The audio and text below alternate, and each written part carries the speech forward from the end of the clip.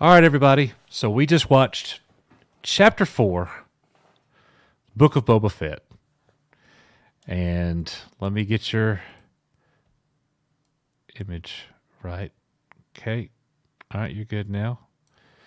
So I'll say this right away. I thought it was the best episode, easy, of the 4 that we've gotten. Hands down, not even close to any kind of comparison. Like every part of the story in this episode was good. There's not one part I was like, oh, I was good with the whole thing. As a matter of fact, I'm going to bring it back up right now for me on my end, just so I can kind of look through it as we go through this.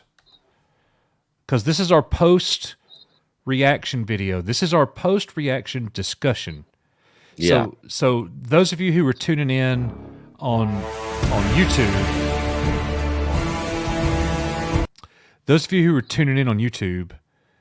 please understand that, this is our first conversation about it. The show literally just ended.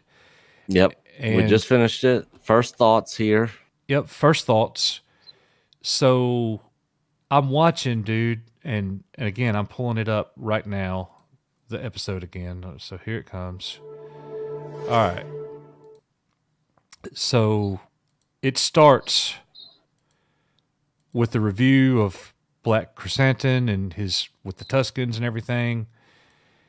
And it immediately takes us back in the flashback to the Mando part where he walks up and finds Fennec.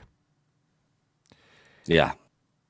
And he takes Fennec, which was cool. It was cool to see it from the other side. I've heard people saying, are we going to get to see that? Some people predicted it. And I was like, nah, you've already seen it. You saw his feet walk up. They gave us the whole thing. There was nothing left to be uncovered. They gave us the whole thing. It shows his journey to save her life. I'm guessing that Boba Fett knew who she was. Because he says it to her, you're Fennec Shand of the such and such. I can't remember. And she's like, who are you? She didn't know who he was. She thought Boba Fett was dead. Yeah. But she had no clue. But the mod people fixed her. I'm acceptable with that. I know that the mod people are kind of, for a lot of people, they're like, oh, what's going on here? We knew that she was part cyborg. So that part kind of works for me. I would say of the whole thing, watching the mod people in that area was probably the part that I didn't enjoy the most, but it was still acceptable. Yeah.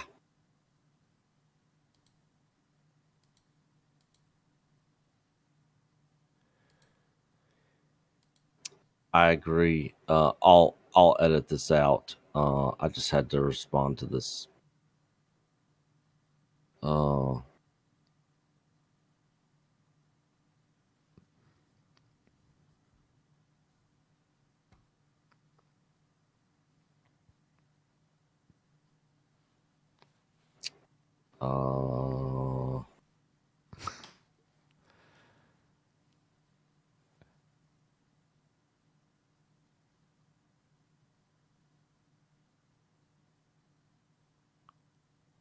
I should have done this earlier, but I wasn't thinking because I was rushing, trying to hurry and get to this show.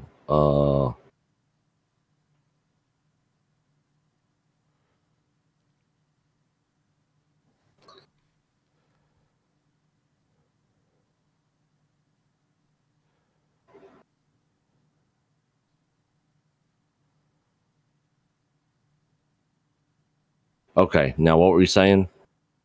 I'm just kind of taking us through the episode. Boba is sitting there with Fennec Shand when she comes to. He gives her the milk.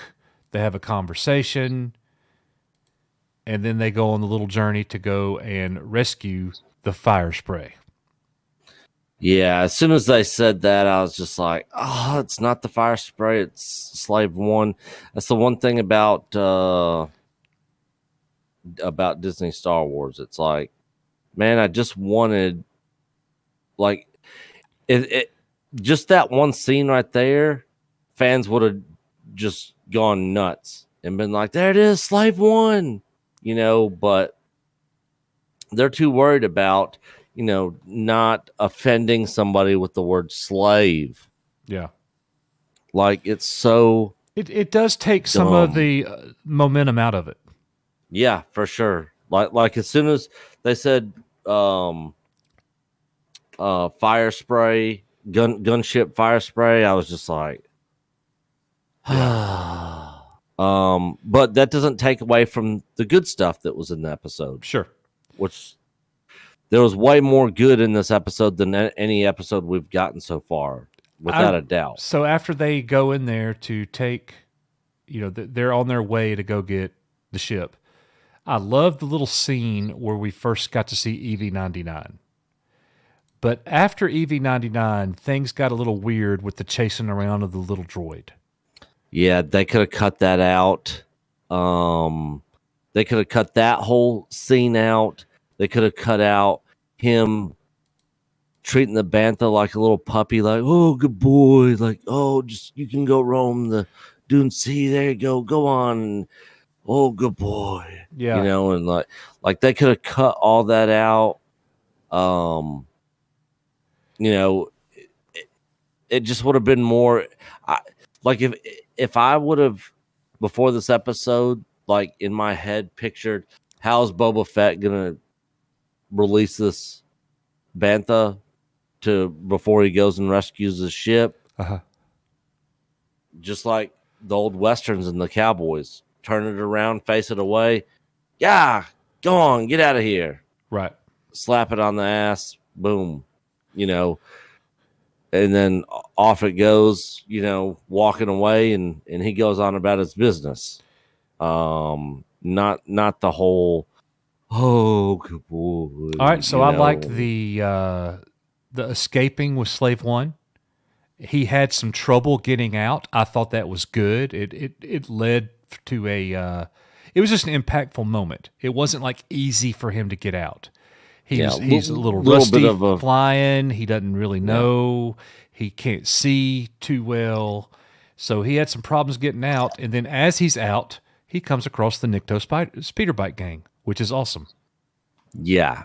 And as soon as I saw them, I was like, oh, he's about to take all these people out. And then sure enough, you see in the background the ship come flying down, and he just, unloads on them, wipes them all out. So that theory people had about he's going to create an army of Nikto gang people. Yeah, it's not happening. Not happening. They're all dead. And I was wrong. Like the Sand people. I thought the Tusken lady was going to show up. She didn't. I also said I thought that Black Chrysanthemum would show up. He did. So after Boba goes back for his armor and the armor's not there, he has his run-in with the Sarlaac. I thought that was pretty neat. It seemed like it might have lasted a little bit longer than it should have, but I'm still good with the scene. They brought the special edition beak back, which I'm kind of, but in all honesty, it kind of worked for that moment in that scene. It's so far down in there. It works. With it being down and not kind of coming up out of the ground. Right. So I wasn't that irritated with that scene. The one thing that was unbelievable and didn't make sense to me was when they dropped the what are the mines called? The sonic mines? Yeah, I don't know. I don't remember what they're called, but down in the pit, and then it just does its thing, and you see like all the dust forming a circle, but his ship is fine. Like him being that close, you would think there would be some sort of damage. Like that creature's mouth isn't going to guard his ship that much, if at all. I was still okay with it. I know what you mean. That thing destroys ship after ship in space. Yeah, I got you. Taking out freaking, big huge rocks and boulders and So after that scene, he emerges from the bacta tank and he goes to the spa, if you will.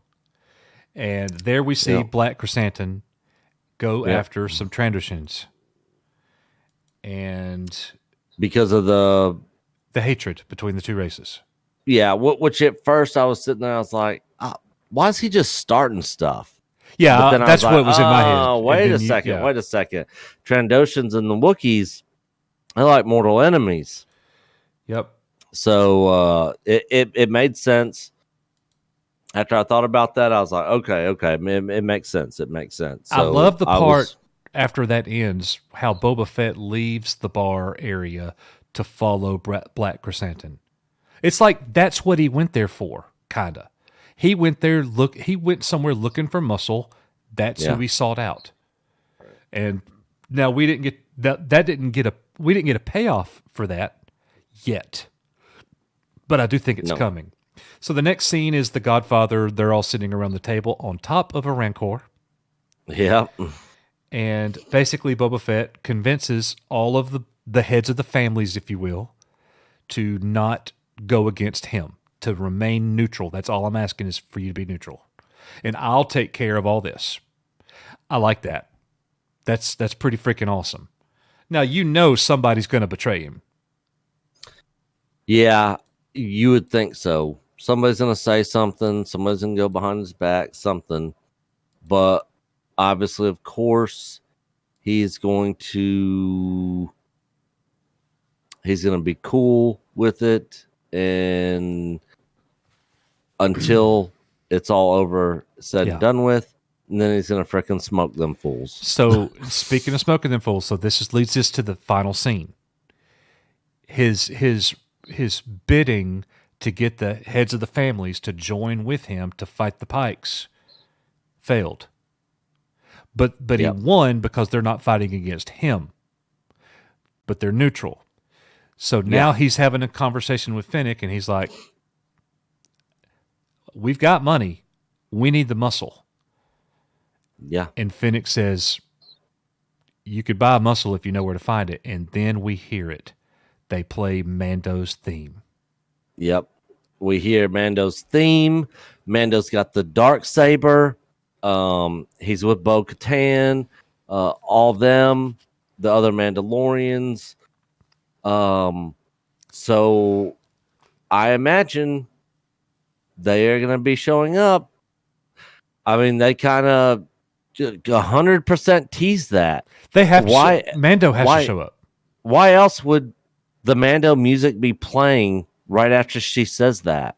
Yeah, that would make zero sense showing up to do that, and then it not happen. It's terrible writing if we don't get Mando in the next episode.